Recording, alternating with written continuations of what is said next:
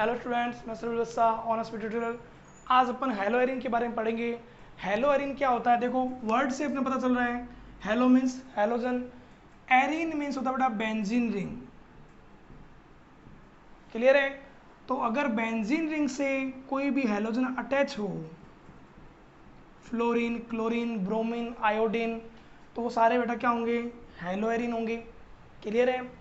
और अगर अपन को इसका आईयूपीएसी नेमिंग करनी है तो हेलो एरिन की आईयूपीएसी नेमिंग करने के लिए ध्यान रखना, जो भी अपने सब्स्टिट्यूएंट की फॉर्म में हेलोजन अटैच है उसको अपन प्रीफिक्स की फॉर्म में यूज लेते हैं। तो मीन्स जैसे इसका नाम अपन करना है तो क्या हो जाएगा, ये प्रीफिक्स की फॉर्म में पहले आ जाए फ्लोरो और बाद में सफिक्स की फॉर्म में बीच क्या आ जाएगा, बेंजीन। यहाँ पे अगर ऐसा भी होता, मान लो क्लोरीन, मैथिल, अब यहाँ पे ये दोनों सब्स्टिट्यूएंट है तो आप इनको क्या पोजीशन बता सकते हो? तो मैथिल में M आता है, क्लोरीन में C आता है। तो अल्फाबेटिकल ऑर्डर के अकॉर्डिंग आप क्या कर सकते हो, आप ऐसा बोल सकते हो 2 मैथिल 1 क्लोरोबेंजीन, 1 क्लोरोबेंजीन। तो कहने मतलब जो भी हेलोजन है वो प्रीफिक्स की फॉर्म आएगा और बेंजीन जो है या एरिन जो है वो क्या आएगा, सफिक्स की फॉर्म में आएगा। क्लियर है? इसके अलावा अपन एरिन के बारे में या हेलो एरिन के बारे में कुछ इंपॉर्टेंट बात देखते हैं। क्या देखते हैं? देखो, हेलो एल्केन में क्या होता है, हेलो एल्केन में जो कार्बन एंड जो हेलोजन है, ये कार्बन कितने सिग्मा बॉन्ड है? 4 सिग्मा बॉन्ड मीन्स ये कार्बन sp3 है। तो हेलोजन sp3 कार्बन से अटैच है। क्लियर है?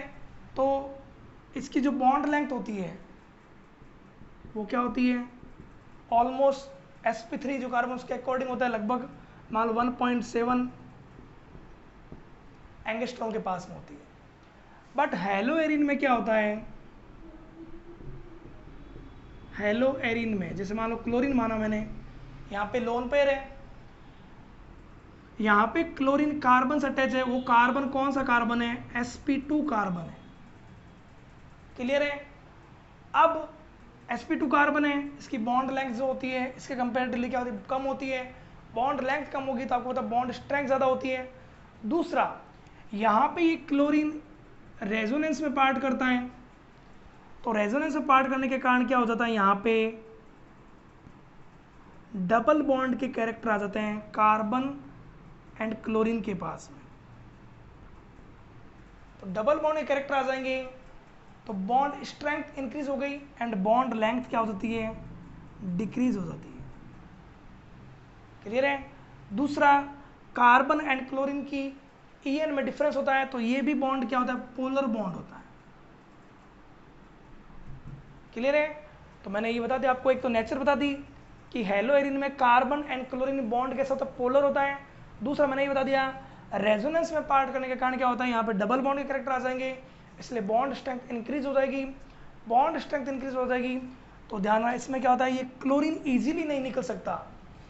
और जब आपको पता है जैसे इसमें इजीली न्यूक्लियोफाइल निकलता है, तो मैंने आपको बताया था अगर अपन KOH लेते हैं तो ये न्यूक्लियोफाइल इस न्यूक्लियोफाइल का सब्स्टिट्यूशन कर सकता है। तो हेलो एल्केन इजीली क्या देते हैं, nucleophilic substitution reaction. But hello Erin में डबल बॉन्ड के कारण कार्बन क्लोरीन बॉन्ड ब्रेक नहीं होता, तो नॉर्मल कंडीशन में ध्यान ना, hello Erin nucleophilic substitution reaction show नहीं करते। क्लियर है? ऐसा भी बोल सकते हो कि फेनिल क्लोराइड या फेनिल हैलाइड नॉर्मल कंडीशन में NSR नहीं देते हैं, क्योंकि रेजोनेंस पार्ट करेगा, तो रेजोनेंस पार्ट करेगा तो डबल बॉन्ड के कैरेक्टर आ जाएंगे, इसलिए इजीली ब्रेक नहीं होता है बॉन्ड। इजीली ब्रेक नहीं होगा तो यहाँ से न्यूक्लियोफाइल नहीं निकलेगा, न्यूक्लियोफाइल ये नहीं निकलेगा तो दूसरा न्यूक्लियोफाइल तो सब्स्टिट्यूशन नहीं कर पाएगा, तो सब्स्टिट्यूशन नहीं कर पाएगा तो अपन क्या नहीं कर पाएंगे कि ये न्यूक्लियोफिलिक सब्स्टिट्यूशन रिएक्शन नहीं है। क्लियर है? सेम ऐसा और भी कहीं होता है, वो कहाँ होता है, वो आपके होता है, आपको पता डबल बॉन्डेड कार्बन को अपन क्या बोलते हैं, वाइनिल। और वाइनिल से डायरेक्ट अगर हेलोजन अटैच हो तो अपन उसको बोलते हैं वाइनिल हैलाइड। क्या बोलते हैं? Vinyl halide. और हैलोजन के ऊपर क्या है? Lone pair. तो lone pair double single lone pair resonance में पार्ट करेंगे। रेजोनेंस में पार्ट करेंगे तो जो भी रेजोनेंस स्ट्रक्चर बनेगी वो क्या बनेगी? वो ये बनेगी। तो यहाँ पे भी क्या हुआ? कार्बन एंड क्लोरीन के बीच में डबल बॉन्ड के कैरेक्टर आ जाते हैं। डबल बॉन्ड के कैरेक्टर आ जाएंगे रेजोनेंस के कारण। तो क्या होगा? इजीली ब्रेक नहीं होता है। इजीली ब्रेक नहीं होगा तो न्यूक्लियोफाइल नहीं हटेगा। न्यूक्लियोफाइल नहीं हटेगा तो अदर कोई भी न्यूक्लियोफाइल, मान लो ये OH माइनस, ये इस न्यूक्लियोफाइल का सब्स्टिट्यूशन नहीं कर पाएगा। तो नॉर्मल कंडीशन में वाइनिल क्लोराइड भी NSR क्या होते हैं? नहीं देते हैं। अगर अपन टेम्परेचर एंड प्रेशर की कंडीशन चेंज करते हैं तो फिर ये देते हैं। क्लियर है? तो ये तो बात हुई अपने NSR देने की एंड नहीं देने की। नेक्स्ट अपन ये देखते हैं methods of preparation. Methods of preparation for haloarene. Haloarene इसमें बहुत इंपॉर्टेंट है by aromatic compound. Aromatic compound. और आपको पता है एरोमेटिक कंपाउंड में अपने सबसे पहले किसको याद करते हैं? बेंजीन को। और बेंजीन को याद करेंगे अपन तो एरोमेटिक कंपाउंड कौन सी रिएक्शन शुरू करते हैं? वो करते हैं इलेक्ट्रोफिलिक सब्स्टिट्यूशन रिएक्शन। क्लियर है? इलेक्ट्रोफिलिक सब्स्टिट्यूशन रिएक्शन शो करेंगे। तो सबसे पहले मैं एक चीज़ आपको और बता देता हूँ कि आपको पता है कि कोई भी हेलोएरिन होता है, हेलोएरिन में क्लोरीन यहाँ पे अटैच है और बेंजीन के ऊपर कोई भी ऐसी स्पीसीज जिसमें लोन पेयर हो वो रेजोनेंस से पार्ट करता है तो वो ऑर्थो, पैरा एंड ऑर्थो पे नेगेटिव जनरेट करता है। मीन्स इलेक्ट्रॉन डेंसिटी को इंक्रीज करता है। और इलेक्ट्रॉन डेंसिटी जब इंक्रीज होगी तो जहाँ पे इलेक्ट्रॉन ज़्यादा होते हैं वहाँ पे कौन आएगा? जो electron loving group. Electron loving group को अपन बोलते हैं इलेक्ट्रोफाइल। क्या बोलते हैं? इलेक्ट्रोफाइल। वो इलेक्ट्रोफाइल क्या होगा? यहाँ की कोई भी हाइड्रोजन जो होगी उसको हटाएगा तो ये भी प्लस की फॉर्म में इलेक्ट्रोफाइल की फॉर्म है। तो एक इलेक्ट्रोफाइल हट रहा है, दूसरा वहाँ आ रहा है, मीन्स सब्स्टिट्यूशन। इसलिए ध्यान रखना ये कौन सी रिएक्शन शो करते हैं? Aromatic compound, electrophilic substitution reaction. अभी अपन देखते हैं कैसे।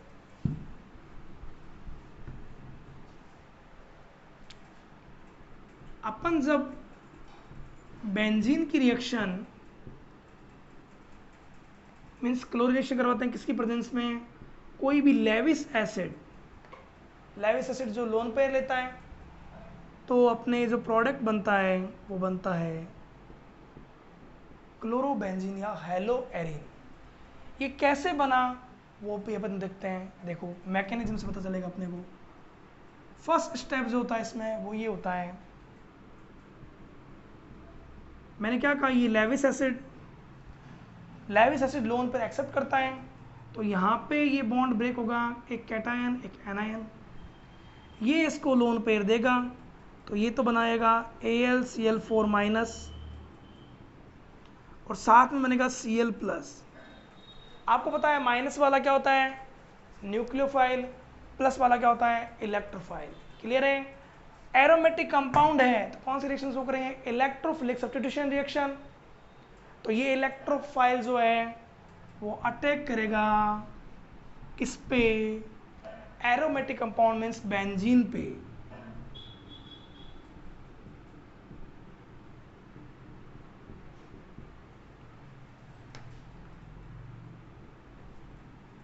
तो स्ट्रक्चर बनेगी आपकी कौन सी?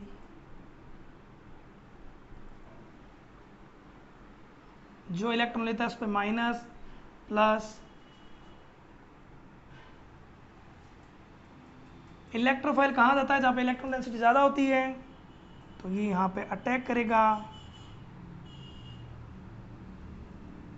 यहाँ पे पहले से हाइड्रोजन है एंड लास्ट स्टेप में क्या होगा? हाइड्रोजन यहाँ से निकलेगा तो ये हाइड्रोजन यहाँ से मीन्स इलेक्ट्रोफाइल निकल गया। इस इलेक्ट्रोफाइल ने इस इलेक्ट्रोफाइल का सब्स्टिट्यूशन कर दिया,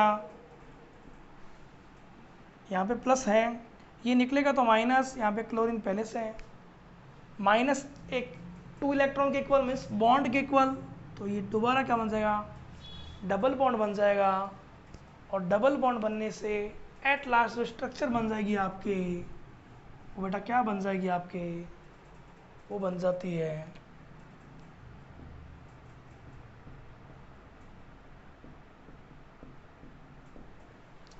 क्लोरोबेंजीन। क्लोरीन बेंजीन रिंग पे कहीं पे भी हो वो क्या होता है, क्लोरोबेंजीन, इसको या 1 क्लोरोबेंजीन बोलते हैं। क्लियर है?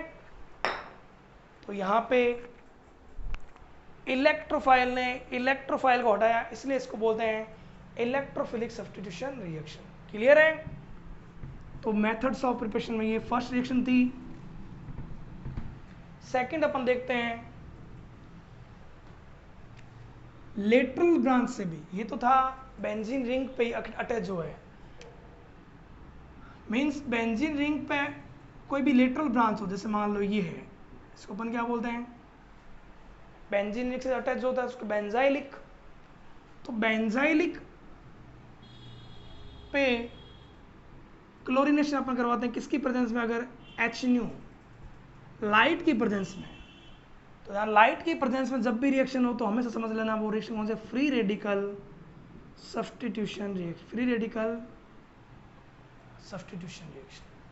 क्लियर है? यहाँ पे क्या होगा, फ्री रेडिकल बनेगा,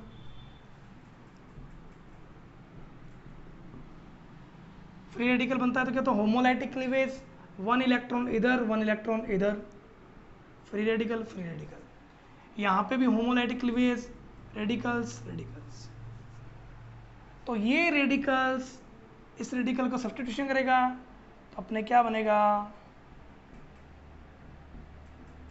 बेंजिल क्लोराइड, साथ में बेटा क्या बन जाएगा, HCl। अगर ध्यान रखना आपको ये कह दे कि क्लोरीन यहाँ पे मेरे पास क्या है, एक्सेस में है, तो जितने हाइड्रोजन होंगे उतनी बार आपके पास क्या होगा,